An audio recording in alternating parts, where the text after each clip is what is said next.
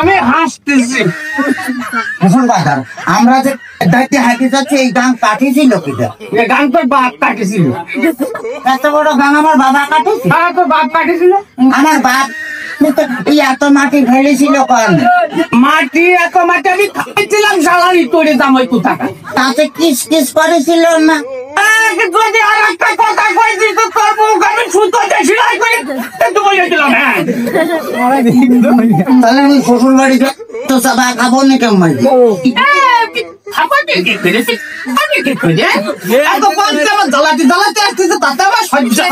বুঝতে পারতেছিস না?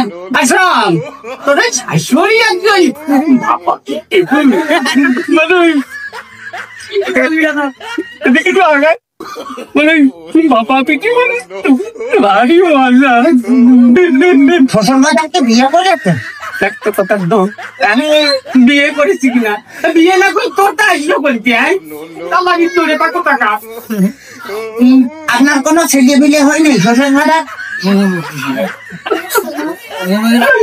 কপাল আমার কপাল আমার আমার ছেলে পেলে হয়তো কি দেখি আমি কোন দেখি তোর লাগিয়ে পুরো করে তোমার দেখেছি শ্বশুর বাড়িতে গোস্ত চাবা খাবো নাকি? গোস্ত চাবা খাবার এই যে অবস্থা তাদের বুঝতে পারবো না খাবার কি করি মিয়া বিয়ে দিয়ে আমি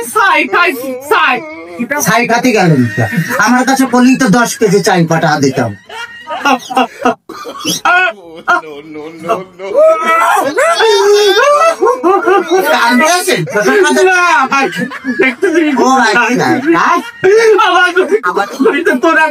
তোরা আমি একদম সাথে পাইনি তো আপনাকে বেলা তোর একেবারে দেখছেন ওই তাকে তো বলা নিচে দাঁত ফেলা দিলে আমি গোস্ত চাবা খাবো না কেমন তো দোয়াই লাগে তো দোয়া লাগে কথা কইতো তোর দুইটা ভাতে ধরিস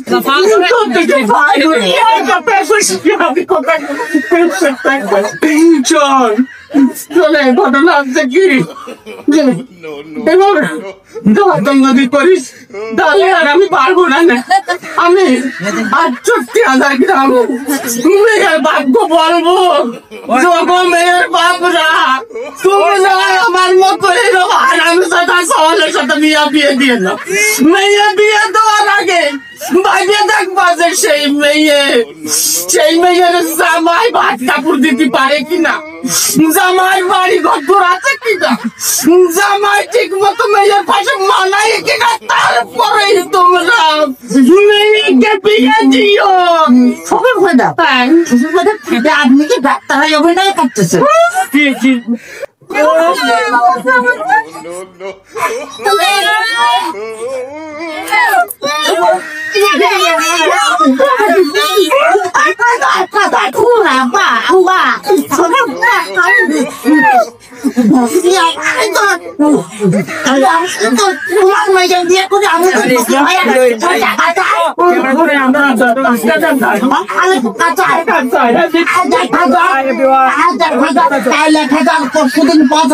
তারপরে 10,000 টাকা চাই একটা খাতায়। তোমার মেয়ে আমার ফকির বানা ফেলেছে।